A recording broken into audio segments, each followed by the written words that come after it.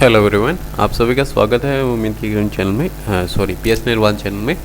मैंने नाम चेंज कर दिया, पहले वाला नाम याद रह गया। तो मैं आप लोगों के लिए, जैसे कि आप थीम देख रहे हो, मैं आप लोगों के लिए एक नया टॉपिक लेके आया हूँ, मौलिक अधिकार। और काफ़ी और जो अन्य सब्जेक्ट्स हैं जो यूपीएससी सिविल सर्विस से रिलेटेड हैं, तो उनसे रिलेटेड भी वीडियोज़ में बनाऊँगा और काफ़ी हेल्पफुल रहेंगे वो। काफ़ी हेल्पफुल नहीं, बहुत ज़्यादा हेल्पफुल रहेंगे वो। तो मैं मानता हूँ कि जो लोग कोचिंग नहीं कर पा रहे हैं या फिर सेल्फ स्टडी भी टाइम नहीं दे पा रहे हैं, या फिर जो अदर सोर्सेस हैं, बुक से पढ़ना है, नोट से पढ़ना है, तो काफ़ी कन्फ्यूज़न बना रहता है। तो उस चीज़ से आपको एकदम लगी थोड़ा सा रिलीफ मिलेगा। और आप अगर ऑफिस टाइम यूज़ करते हो या फिर ऑफिस जाते हो या फिर जॉब करते हो 9 to 5, या फिर अदर टाइम में पार्ट टाइम या फुल टाइम जॉब करते हो, तो आपके लिए काफ़ी हेल्पफुल रहेगा। और मैं भी ऑलरेडी ऑफिशियल जॉब करता हूँ, तो आप लोगों के लिए मैं वीडियोज़ लाता रहूँगा। तो चलिए शुरू करते हैं अपन।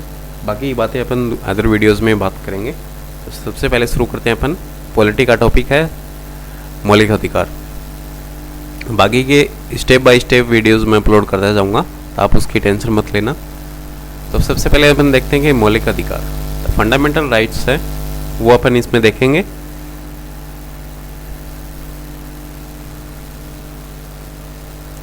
सॉरी, एक मिनट। हाँ, अब ये कोर्स जो है ये किसके लिए हेल्पफुल रहेगा?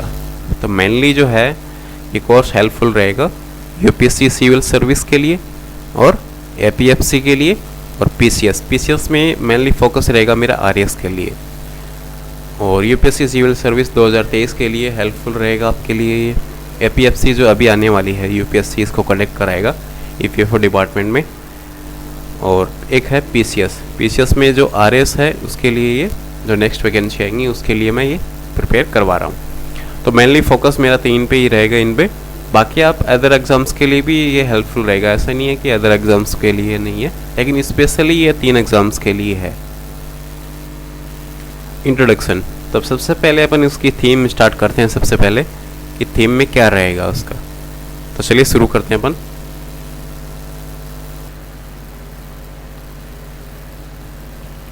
तो चलिए देखते हैं अपन। सबसे पहले इसकी थीम देखेंगे अपन, इसकी थीम में क्या रहेगा। मैंने आपको बोला था इसकी थीम चेक करते हैं पहले।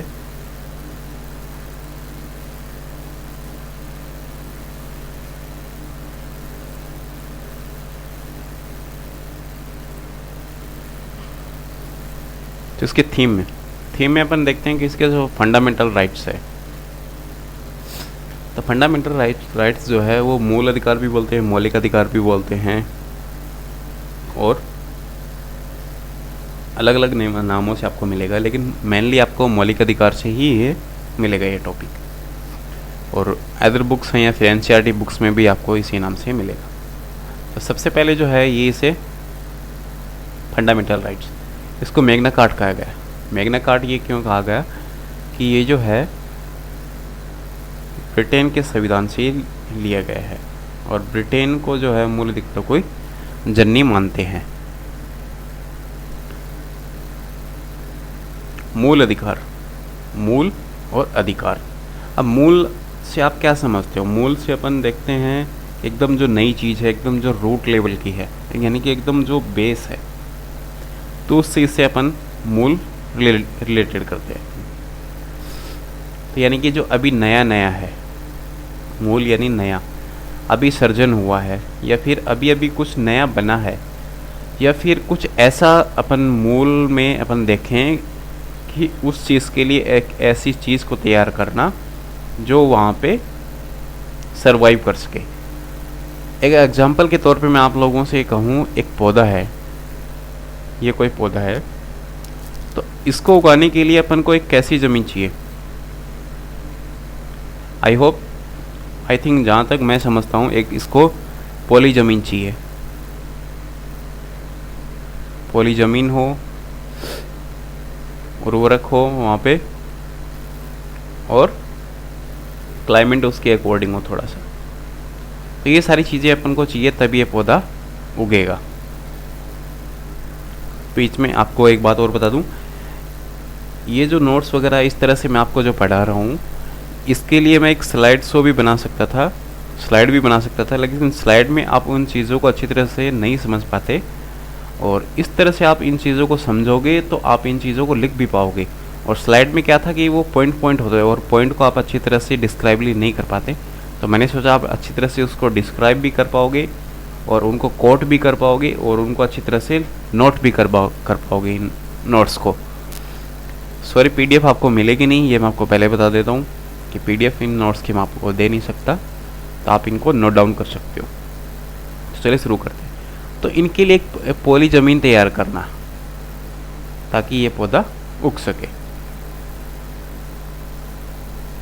ठीक है, मूल अधिकार जो है वो भाग 3 में है, ये भी आपने पढ़ा है, अच्छी तरह से याद है आपको। मूल अधिकार, अब ये जो है ये प्राचीन काल से ही लोगों के द्वारा संजोए हुए हैं और एक आधारभूत मूल्य है ये, और इनका जो स्रोत है वो वेदों से लिया गया है। ये की बात किसने कही है? ये बात कही है न्यायमूर्ति भगवती ने कही है, 1978 में ये बात कही थी उन्होंने कहा था कि ये जो है स्रोत है इसका, मूल अधिकारों का स्रोत, वाकई में इनका जो स्रोत है वो वेदों से लिया गया है। अगर आपको पढ़ने का कभी मौका मिले तो मनुस्मृति आप पढ़ सकते हो, उसमें आप इनके स्रोत मिलेंगे इसके। तो उन्होंने कहा कि ये वेदों से लिए गए हैं और प्राचीन काल से ये लोगों के द्वारा संजोए हुए थे और आधारभूत मूल्य हैं ये, और एक ऐसी दशाएं ये उत्पन्न करते हैं जिससे कि व्यक्ति अपना संपूर्ण विकास कर सके। तो सीधा आप लिख सकते हो कि ये इनका जो स्रोत है वो वेदों से है और प्राचीन काल से ये लोगों के द्वारा संजोए हुए हैं और एक आधारभूत मूल्य है ये, और एक ऐसी दशाएं उत्पन्न करते हैं जिससे कि व्यक्ति अपना संपूर्ण विकास कर सके। दूसरा अपन इसमें कोट पढ़ेंगे कि संविधान द्वारा लोकतंत्र की ये ठोस नींव है, यानी कि जो एक नींव, जो मकान की जो एक नींव होती है, ये बिल्डिंग है एक। अब इस बिल्डिंग को बनाने के लिए सबसे पहले हमें इसकी नींव भरनी पड़ेगी, नींव बनानी पड़ेगी।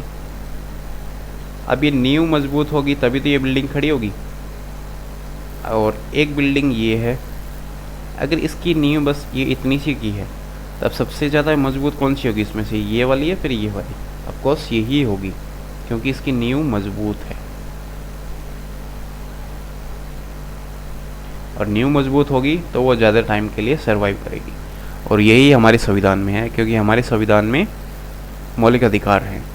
तो ये संविधान द्वारा एक लोकतंत्र की ठोस नींव है, हमारा जो लोकतंत्र है उसकी एक ठोस नींव है और उसका एक अपरिहार्य अंग है। अपरिहार्य अंग का मतलब होता है एक अभिन्न अंग है, वो इसे अलग नहीं कर सकते। ये बात किसने कही है? ये बात कही है पीबी गडकरी ने। ये मैं कोट आपको क्यों बता रहा हूँ, एग्ज़ाम में आप, मेंस में आप जब लिखोगे और इस तरह से आप अगर कोट करोगे तो आपको डेफिनेटली एग्जामिनर ये समझेगा हाँ इस बच्चे को इन चीज़ों का नॉलेज है और ये सही जानकारी कोट कर रहा है, तो आपको फ़ायदा ज़्यादा होगा उसमें। तो ये संविधान द्वारा एक अपरिहार्य अंग है और ठोस नींव है। आगे देखते हैं इसका जो ढांचा क्या है। इसका ढांचा अपन देखें, इसका ढांचा कैसे होगा। ये अपन, ये मान लो इसका ढांचा है। अब किसी भी घर हो या फिर कोई बिल्डिंग हो, उसका अपन ढांचा बनाएंगे तो उसकी पहले ड्राफ्टिंग करेंगे या फिर उसका मैप बनाएंगे। क्या बनाएंगे? मैप।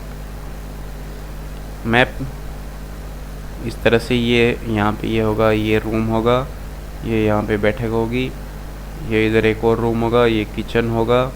इस तरह से अपन उसकी मैपिंग करते हैं। तो इसका स्ट्रक्चर क्या है, इसमें क्या क्या चीज़ें होंगी। तो सबसे पहले ये है कि इसमें स्टार्ट कहाँ से हो रहा है। अमूमन अपन 14 से 30 पढ़ते हैं, 35 तक, लेकिन बाकी के जो 3 जो हैं वो अपन नहीं पढ़ते हैं, अमूमन 30 तक ही जाते हैं। तो 12 से ये स्टार्ट होता है और ख़त्म कहाँ पे होता है? ये 35 पे। और पढ़ेंगे अपन कहाँ से? 14 से। तो 12 और 13 कहाँ गया फिर? तो भाई 12 और 13 अपन ने नहीं पढ़ा। तो 12 में अब क्या है वो अपन देखते हैं कि अनुच्छेद 12 में इसकी परिभाषा है, मूल अधिकार, इस परिभाषा लिखी गई है। अनुच्छेद 13 जो है इसमें इसका बताया गया है कि अल्पीकरण किस तरह से होगा, इसमें प्रतिबंध किस तरह से लग सकते हैं इसमें। और ये अपन आप अगर पढ़ना चाहो तो आप ये बुक से पढ़ सकते हो, एग्ज़ाम में ये आपसे नहीं पूछेगा।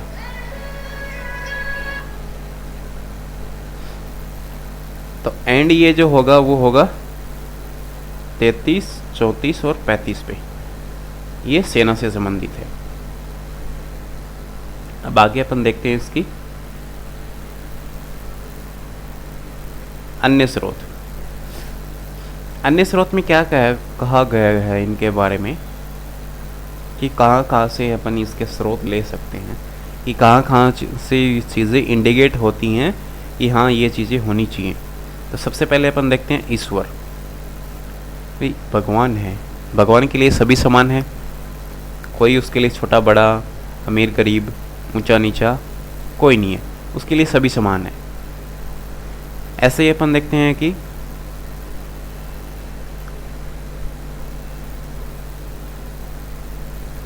प्रकृति, प्रकृति ने सभी को स्वतंत्रता दी है कि भाई सभी स्वतंत्र हो मेरी तरफ से, आप अपना कमाओ खाओ और आराम से जियो, ठीक है।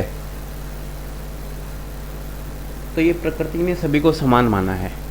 ये यहाँ पे थोड़ा सा रॉन्ग राइट हुआ है, यहाँ पे प्रकृति आप कर सकते हो। तो प्रकृति ने सभी को समान माना है, सभी बंधुत्व की भावना रखेंगे, सभी आपसे, यानी कि बंधुत्व, भाई हैं, सभी भाई बहन हैं, आराम से रहो, कोई दिक्कत नहीं है। अमेरिका में भी एक बिल ऑफ राइट पास हुआ था, उसमें भी सभी को यही है कि सभी समान है, कोई ऊंचा नीचा नहीं है। भारतीय दर्शन भी यही कहता है कि सभी समान है, कोई अलग नहीं है।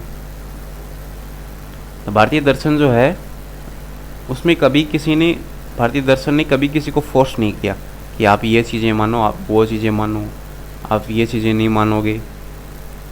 तो इसमें देखते हैं अपन, पहले आता है अनेकात्ववाद। भारतीय दर्शन में अनेकात्ववाद आता है। इसमें यह है कि अंत नहीं है, सभी अनंत है, सभी अपनी बात कह सकते हैं, कोई ऐसा नहीं है कि आप अपनी बात नहीं कह सकते हो। दूसरा है, इसमें एक श्लोक भी कहा गया है, ये एक श्लोक अगर आप याद कर सको तो आपके लिए बेहतर रहेगा। आनो भद्रा कर्तवो यंतु, यानी कि दुनिया के किसी भी कोने से आ रहा है उसे आने दो और अपने अंदर समाहित कर लो। यानी कि जो भारत की जो संस्कृति है उसका पाचन तंत्र जो है वो काफ़ी बड़ा है, वो सभी को पचा लेता है और वो यहीं का होके रह जाता है। शायदवाद क्या कहता है कि शायद ये हो भी सकता है या नहीं भी हो सकता है। आप कहोगे ईश्वर है या फिर नहीं है, तो कोई ऐसा मतभेद नहीं है उसमें। आगे देखते हैं अपन, तो इसकी आवश्यकता क्यों पड़ी, मौलिक अधिकारों की आवश्यकता क्यों पड़ी, तो वो अपन देखेंगे कि मनुष्य की एक गरिमा होती है, ठीक है। अब गरिमा जो है शब्द, ये काफ़ी बड़ा है अपने आप में, इसको आप डिस्क्राइबली अच्छी तरह से नहीं कर पाओगे, यानी कि शब्दों में इसे पिरोना बहुत मुश्किल है। लेकिन फिर भी अपन इसके लिए देखेंगे कि मनुष्य की एक गरिमा है और वो गरिमा बनाए रखने के लिए इनकी आवश्यकता पड़ी। अभिव्यक्ति की स्वतंत्रता, सभी को अभिव्यक्ति की स्वतंत्रता है। सृजनात्मक मौलिक अधिकार, सभी को सृजन करने की स्वतंत्रता, मौलिक अधिकार है सभी को। प्रकृति द्वारा प्रदत्त, प्रकृति ने सभी को जीवन का अधिकार दिया है, सभी को स्वतंत्रता दी है। भारत में जो धर्म है इसमें कभी भी वो बाउंडेशन नहीं हुई, सभी के अलग अलग धर्म हैं और सभी स्वतंत्र है कि कोई किसी को भी मान सकता है। ऐसा नहीं है कि आप पर्टिकुलर इसी धर्म को ही मानोगे। यहाँ तक कि ऐसा होता है कि ये एक फैमिली है और इसमें 5 मेंबर हैं, ये पांचों मेंबर भी अलग अलग धर्म मान सकते हैं। तो यहाँ फैमिली में भी कॉन्फ्लिक्ट नहीं होता है कि आप अलग अलग क्यों मान रहे हो। यहाँ तक कि गाँव में भी अलग अलग देवता होते हैं सभी, जिसे ग्राम देवता भी कहते हैं, जैसे हमारी लोक देवता भी है। इमैनुअल कांट ने कहा है कि हर चीज़ की एक कीमत होती है। अब अपन ये यहाँ पे गरिमा जो सब था वो अपन यहाँ समझते हैं। जिसकी कीमत होती है उसके समतुल्य हम दूसरी चीज़ को रख सकते हैं, लेकिन जिसकी कीमत नहीं होती, जो कीमत में मापा नहीं जा सकता, तोला नहीं जा सकता, वो चीज़ें जो है वो गरिमा से ऊपर होती है। उस चीज़ की एक गरिमा होती है, वो कीमतों से ऊपर होती है, उसे अपन कीमत में नहीं माप सकते, तो वही गरिमा होती है।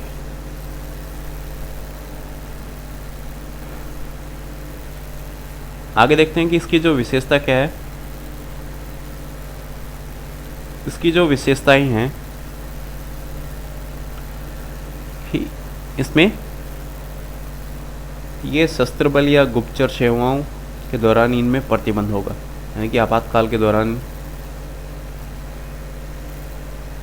इन पर प्रतिबंध हो सकता है। सैन्य शासन होगा तब भी इन पे प्रतिबंध। एकता अखंडता, अगर देश की एकता अखंडता पे खतरा आ रहा है तब भी इन पे प्रतिबंध लगाया जा सकता है। इसमें कुछ ऐसे मौलिक अधिकार हैं वो जो केवल भारतीयों के लिए हैं। ये एग्ज़ाम में पूछ सकता है, ये छोटे एग्ज़ामों में बहुत बार पूछा है। 15, 16, 19, 29 और 30, ये जो 5 अधिकार हैं ये सिर्फ भारतीयों के लिए है। वाद योग्य हैं, आप वाद कर सकते हो कोर्ट में, इनके लिए आप जा सकते हो। असीमित नहीं है, ऐसा नहीं कि ये असीमित है, सीमित है। स्थायी भी नहीं है ये कि हमेशा रहेंगे, इनमें कुछ परिवर्तन भी हो सकता है। संसद के द्वारा, विधान के द्वारा इनमें परिवर्तन हो सकता है। राष्ट्रीय आपातकाल में मैंने आपको बताया था इनका निलंबन हो सकता है। 20 और 21 को छोड़ के इन बाकी का सभी का निलंबन हो सकता है। 20 और 21 का निलंबन नहीं होगा। तो ये तो थी इसकी मैपिंग और ड्राफ्टिंग। अब अपन देखेंगे इसमें कि कौन कौन से मूल अधिकार हैं। तो मूल अधिकार में संपन्नता का अधिकार या फिर समानता का अधिकार भी आप बोल सकते हो इसे। समानता का अधिकार ये जो है 14 से 18 तक है। दूसरा है स्वतंत्रता का अधिकार 19 से 22, शोषण के विरुद्ध 23 से 24 और धर्म की स्वतंत्रता या धर्म का अधिकार भी आप बोल सकते हो 25 से 28। संस्कृति और शिक्षा का अधिकार 29 से 30 और संवैधानिक उपचारों का सिद्धांत अनुच्छेद 32। तो अपन अमूमन 32 तक ही जाते हैं, लेकिन 35 तक दिए हुए होते हैं। तो सबसे पहले अपन देखते हैं समानता का अधिकार। अब समानता का जो अधिकार है, अब समाज में रहते हैं अपन, तो समानता का अधिकार इसमें कॉन्फ्लिक्ट आता है।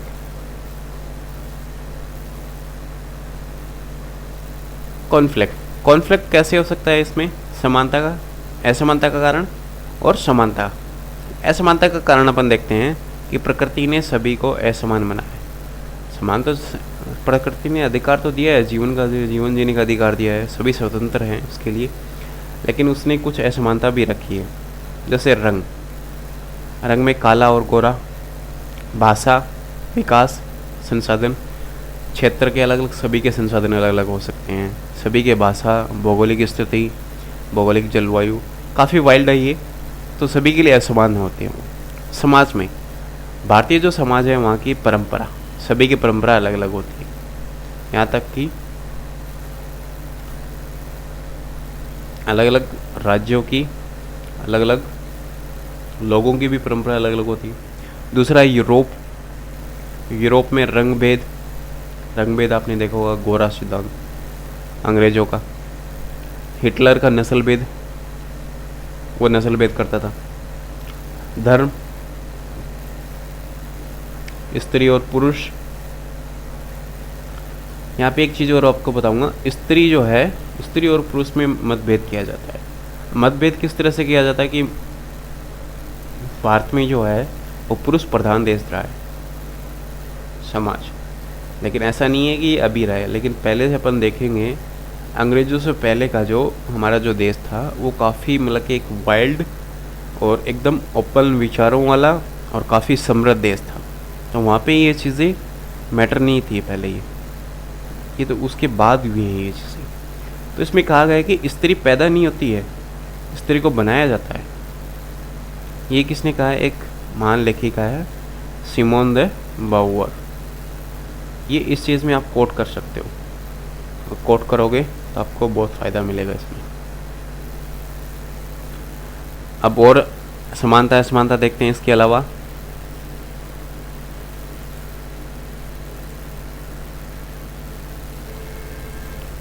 समानता के 3 पक्ष हैं। एक है राजनीतिक पक्ष। राजनीतिक पक्ष में क्या है कि सभी को समान नागरिक मानना है, कोई छोटा बड़ा नहीं है, सभी समान है। ऐसा नहीं है कि ये स्पेशल नागरिक है, ये अनस्पेशल नागरिक है। सार्वभौमिक वयस्क मताधिकार, 18 का हुआ या 18 प्लस हुआ उसको वोट देने का अधिकार है भाई। स्वतंत्र भ्रमण, कहीं भी भ्रमण करो। संगठन बनाने का अधिकार, संगठन बनाओ अपने। कानून के सामने सभी समान है। इसमें कुछ अपवाद भी आएंगे आगे, आपको मैं बताऊंगा, उसमें आगे बात करेंगे अपन। सामाजिक समानता, अच्छी शिक्षा, सामाजिक भेदभाव नहीं, जाति प्रथा नहीं, दास प्रथा भी नहीं होगी, पोषाहार सभी को खाना मिलेगा। आर्थिक असमानता। अब आर्थिक असमानता जो है, अमीर गरीब, अमीर और निर्धन के बीच खाई, ठीक है। अमीर और अमीर होता जा रहा है, गरीब और गरीब होता जा रहा है। तो इन चीज़ों के लिए उपाय क्या हुआ? इन तीनों चीज़ों के लिए अपन उपाय क्या देखें, तो वो देखेंगे भाई अवसर की समानता। समाज में जो है वो अवसर सभी को समान मिलना चाहिए। ऐसा नहीं है कि सभी को अलग अलग मिले, यानी कि जनरल कैटेगरी का वो 114 में भी पास नहीं हो रहा और SC/ST वाला है वो 8 नंबर ला के भी पास हो रहा है, तो ये दोगलापन नहीं चलेगा। न्यून रोजगार, सभी को न्यूनतम रोजगार गारंटी मिलनी चाहिए ताकि वो जीवन यापन कर सके अपना। भोजन का अधिकार, सभी को भोजन का अधिकार हो। ऐसा नहीं हो कि रात में कोई भी भूखा सोता हो। और भारत में जो है बोला तो जाता है, लेकिन ये सच बहुत कड़वा है। 50% लोग जो हैं वो भूखे सोते हैं, ये बिल्कुल फैक्ट है।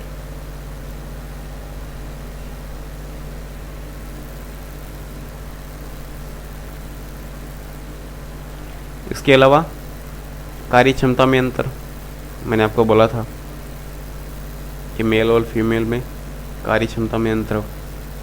आरक्षण में समानता, किसी को आरक्षण दे दिया भाई और किसी को आरक्षण नहीं है।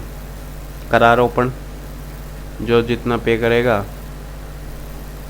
वो ज़्यादा सक्षम होगा। तो ये वाला भी दोगला बननी चाहिए अपन को।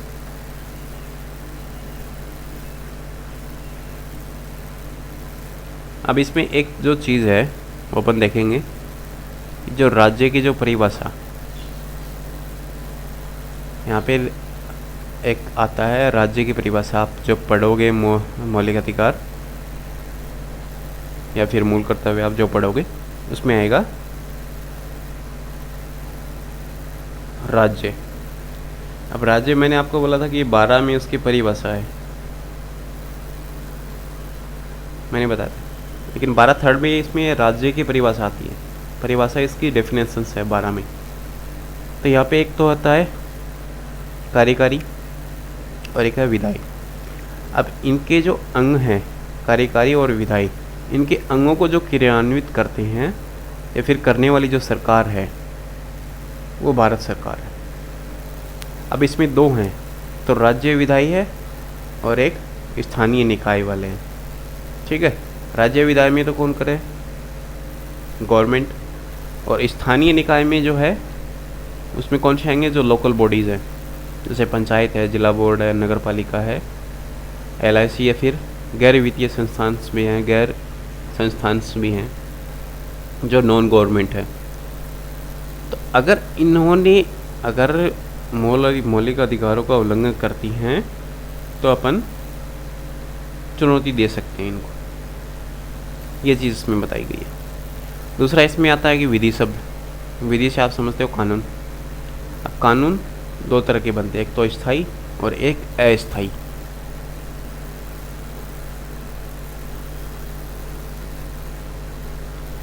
स्थायी में कौन से आते हैं? संसद, राज्य विधानमंडल, ये जो पारित करते हैं। अस्थायी में राष्ट्रपति और राज्यपाल द्वारा जो आदेश पारित होता है, ये जो पारित करते हैं वो अस्थायी होते हैं, जो कुछ टाइम के लिए रहते हैं। और जो कानून बनता है वो संसद या राज्य विधानमंडल में द्वारा पारित होता है। माना कि ये फाइनलाइज नहीं इधर से ही होता है, लेकिन ड्राफ्टिंग वगैरह और उस पर डिस्कस वगैरह यहाँ से होता है। तो अध्यादेश जो है या फिर आदेश या उपविधि और विधि बल रखने वाली ऐसी कोई रूढ़ी जो प्रथा होती है जिससे मूल अधिकारों का हनन हो, तो उनको भी चुनौती दी जा सकती है। तो कहने का मतलब ये है, कॉन्स्टिट्यूशन अमेंडमेंट हुआ है, उसमें विधि नहीं है, उसमें विधि शब्द आपको नहीं मिलेगा संविधान में। और इसमें कहा गया है कि इसको इसलिए इनको चुनौती दी जा सकती है। 1973 का आपको एक ये केस याद आया होगा। हाई कोर्ट ने उसमें कहा था, हाई कोर्ट और केशवानंद भारती केस जो था, उसमें कहा कि ये मूल ढांचे को अगर प्रभावित होता है तो उसको अवैध घोषित कर सकते हैं। यानी कि ऐसी कोई प्रथा या फिर ऐसी कोई विधि हो जो मूल ढांचे को प्रभावित करती है तो उसे अपन हटा सकते हैं। ठीक है, तो सबसे पहले अपन देखते हैं अनुच्छेद 14। अनुच्छेद 14 जो है तो कानून के समक्ष सभी समान। बोला भाई सभी समान होंगे, या फिर विधि के समान सभी को संरक्षण है, समान संरक्षण है सभी को। कोई ऐसा नहीं है कि अलग है, कोई ज़्यादा प्रायोरिटी रहेगी या फिर किसी के लिए छूट रहेगी, ऐसा कुछ नहीं है। तो सबसे पहले अपन देख लेते हैं कानून के समक्ष सभी समान। ब्रिटेन से लिया है, मैंने आपको पहले बताया था, ये ब्रिटेन से लिया है। और विधि का जो शासन है ये डाइसी का सिद्धांत है। आपसे छोटे एग्जाम में भी पूछा जा सकता है या फिर यूपीएससी में भी पूछ लिया जाता है कि विधि का शासन जो है वो डाइसी के सिद्धांत पर आधारित है और ब्रिटेन से लिया गया है। और विधि के समान जो संरक्षण है वो यूएसए से लिया गया है। इसमें ये यूके है यहाँ पे। ठीक है, इसमें भी देखते हैं कि यूके से लिया गया है और इसके लिए सभी नागरिक समान हैं। ऐसा नहीं है कि कोई छोटा बड़ा है। ये नकारात्मक अवधारणा है। अब नकारात्मक अवधारणा क्यों है? क्योंकि ये किसी को विशेषाधिकार स्वीकार नहीं कर सकता। अब ये ऐसा नहीं है कि एक पर्सन ये है ए और एक है बी, तो इसको तो स्पेशल अधिकार है, इसको नहीं है, ऐसा नहीं है भाई। तो ये किसी को विशेषाधिकार नहीं देती, तो इसीलिए नकारात्मक अवधारणा है ये। सभी व्यक्तियों के लिए सभी समान विधि का निर्माण करेगी। शासन संचालन व्यक्ति विशेष की इच्छा पर नहीं। ऐसा नहीं है कि सभी को व्यक्ति विशेष की इच्छा पर, ये किसी ए पर्सन को तो स्पेशल राइट दे दिए और बी को नहीं है, ऐसा नहीं है। अभी तो विधि के अंतर्गत किया जाना चाहिए, यानी कि जो शासन है वो विधि के अंतर्गत ही होगा, ऐसा कोई स्पेशलाइज नहीं होगा। दूसरा अपन देखते हैं इसका विधि के समान संरक्षण। विधि के समान संरक्षण जो है, इसमें समान परिस्थिति, समान लोग, समान व्यवहार, यानी कि ये तीनों कैटेगरी जो फुलफिल कर रहा है उनके लिए ये स्पेशल एक्ट बनाएंगे। यानी कि भेदभाव होगा भाई, साफ साफ बोल रहा है, इनडायरेक्टली दिख भी रहा है। भेदभाव उचित वर्गीकृत होना चाहिए। अब भेदभाव ठीक है करेंगे, लेकिन ये उचित हो और एक वर्गीकृत भी होना चाहिए। ऐसा नहीं है कि ये अनडिस्क्राइबली हो, डिस्क्राइबली होनी चाहिए। तो डिस्क्राइबली में अपन देखेंगे विधि के समक्ष समान ब्रिटेन से लिया गया है, मैंने आपको पहले बताया था। ये भेदभाव नहीं करता, ठीक है, भेदभाव की मान्यता नहीं रखता। नकारात्मक अवधारणा है। नकारात्मक क्यों है? क्योंकि ये किसी को स्पेशल राइट नहीं देता। दूसरा ये है कि इसमें राज्य द्वारा लोक कल्याणकारी योजनाओं पे ये बल नहीं देता। इसके लिए कोई स्पेशल नहीं है भाई, जो बना दिया वो बना दिया, कोई स्पेशल काम नहीं करेंगे हम। दूसरा इसमें है विधि के समान संरक्षण, यूएसए से लिया गया है। भेदभाव प्रदान, ठीक है, भेदभाव होगा, स्पेशल लोग, समान व्यवहार, समान परिस्थिति और समान लोग। विविध वर्गों पर और समूह के, विविध वर्ग हो या फिर समूह हो के लिए अलग से विधि का निर्माण ये कर सकते हैं और उसी पे ये बल देता है। जैसे महिलाओं और बच्चों के लिए ये राइट्स बनाएगा और उनके उत्थान के लिए कदम उठाता है। अब अपन देखेंगे कि भी सही है, विधि के समक्ष सभी समान हैं, कोई छोटा बड़ा नहीं है।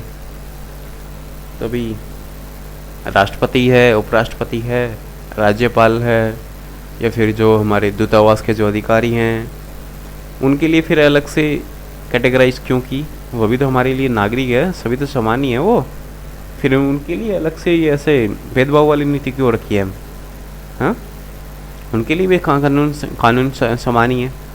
तो ये अपवाद आता है। फिर ये अपवाद इसलिए आता है कि ये लोग थोड़ा स्पेशल कैटेगराइज में आते हैं। ये लोग नहीं आते, इनका जो पोस्ट है, इनकी जो पद है, वो एक पद की गरिमा होती है और उस गरिमा को बनाए रखने के लिए, उसको ध्यान में रखने के लिए ये चीज़ें बनाई गई हैं ताकि वो अपना काम अच्छी तरह से कर सके और बिना किसी डर भाव के काम कर सके। वो राष्ट्रपति और राज्यपाल, इनको छूट दी गई है, इनको छूट दी गई है कि वो फ्री होकर और फ्रीडम होकर काम कर सके और न्यायालय के प्रति ये उत्तरदायी नहीं होंगे। भाई फौजदारी न्यायालय के मामले में इन पे लागू नहीं होंगे। दीवानी मामले हैं उनमें भी इनको 2 महीने का पहले नोटिस मिलेगा, फिर ये होगा। ऐसे नहीं है कि बिना बगैर नोटिस के आप चले गए सीधे, नहीं होगा ऐसे। दूसरा इसमें है अनुच्छेद 105 और 194। 105 जो है वो है संसदीय विशेष अधिकार और 194 जो है वो राज्य विधानमंडल। अब 105 में जो संसदीय विशेष अधिकार है जो है, उसमें ये एक चीज़ आप ध्यान में रखना कि संसदीय विशेष अधिकार और मूल अधिकार, अगर इनके बीच इन फ्यूचर कभी कॉन्फ्लिक्ट होता है तो प्रायोरिटी किसको दी जाएगी? ऑफकोर्स मूल अधिकार को नहीं, मूल अधिकार को प्रायोरिटी नहीं दी जाएगी। यहाँ पे प्रायोरिटी दी जाएगी किसको? संसदीय विशेष अधिकार को। और राज्य विधानमंडल जो है यहाँ पे ये 194 में एक केस इसमें वाद हुआ था, शर्मा बनाम श्री कृष्ण वाद। इसमें ये बात कही गई थी अगर इन दोनों के बीच कॉन्फ्लिक्ट होता है तो संसदीय विशेष अधिकार को प्रायोरिटी दी जाएगी। इसके अलावा जो विदेशी जो राष्ट्रीय अध्यक्ष होते हैं, कूटनीतिज्ञ होते हैं, संयुक्त राष्ट्र संघ के जो प्रतिनिधि होते हैं, इनको स्पेशल कैटेगरीज में रखा जाएगा, इन पे भी लागू नहीं होंगे भैया। और अनुच्छेद 14 को हाईकोर्ट ने कहा कि यह संविधान का मूल ढांचे में शामिल है।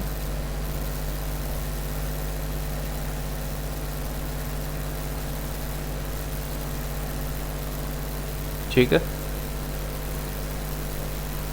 अभी एक अमेंडमेंट है यहाँ पे, ये आप देखोगे अमेंडमेंट अनुच्छेद 31 गए, जहाँ पे 31 गए आएगा ना वहाँ पे अनुच्छेद 14 चला जाएगा।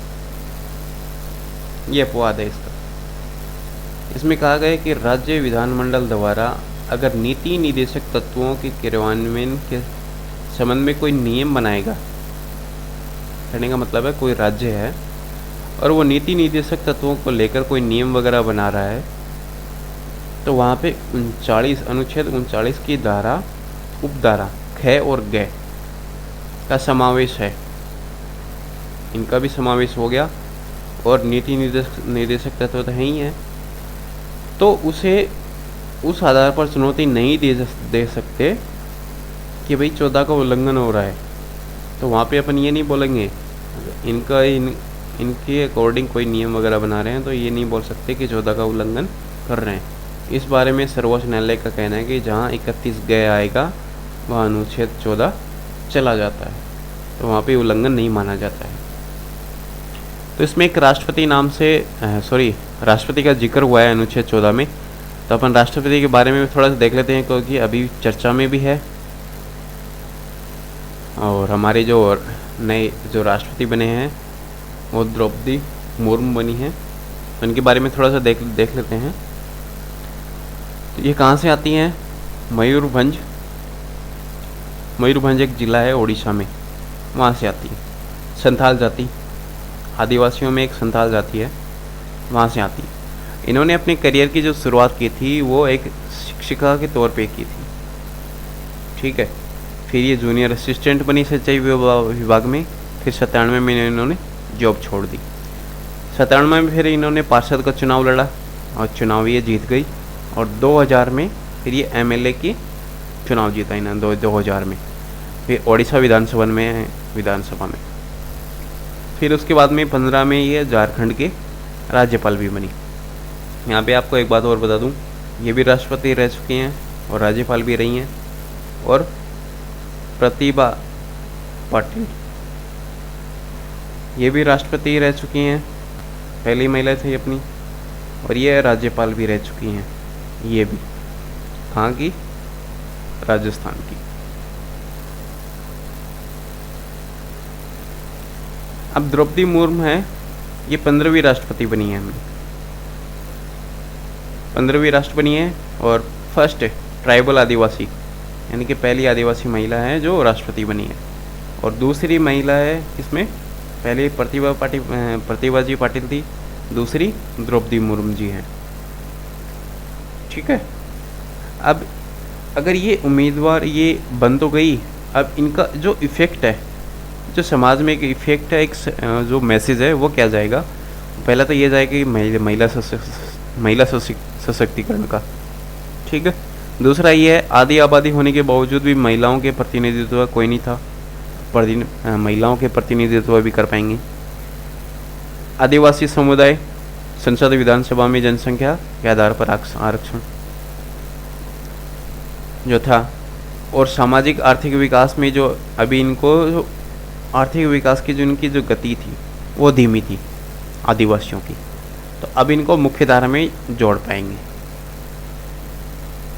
पहले तो ये था कि भी ठीक है इनके लिए काम हो रहा था, लेकिन इतना ध्यान नहीं दिया जा रहा था।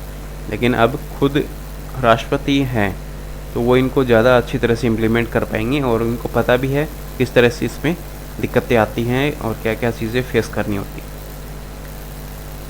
तो अपन देख लेते हैं संथाल जाति। इसमें संथाल जाति थोड़ा सा ये पूछ सकते हैं एग्ज़ाम में, और पिछले कई यूपीएससी ने भी पूछा है। तो सबसे बड़ी जनजाति है ये आदिवासियों में, और ये भारत के पूर्वी भाग में रहती हैं। ओडिशा, असम, झारखंड और बिहार और पश्चिम बंगाल, ये भी आपको पूछ सकते हैं राज्य कि कौन से भाग में ये रहते हैं और कौन से जो राज्य आते हैं वो। इसके अलावा बांग्लादेश और नेपाल में भी ये जाति पाई जाती है। और खेरवाड़ी इनकी भाषा है, ऑस्ट्रो एशियाटिक भाषा। अब संथाल जाति, अब अंग्रेज़ों के टाइम में भी ये काफ़ी चर्चा में रहे थे। एक संथाल विद्रोह आपको पढ़ने को मिलेगा अंग्रेज़ों के टाइम के, जो मध्यकाल जो भारत है उसमें 1855 में। तो इनके संथाल एक विद्रोह है, इसको जो लीड किया था वो सिंधो मुर्मू और कानू मुर्मू था। ये दो व्यक्ति थे, इन्होंने इसको लीड किया था। और इनका जो विद्रोह था ये था बाहरी लोगों से, और बाहरी लोगों को ये दीकू बोलते थे।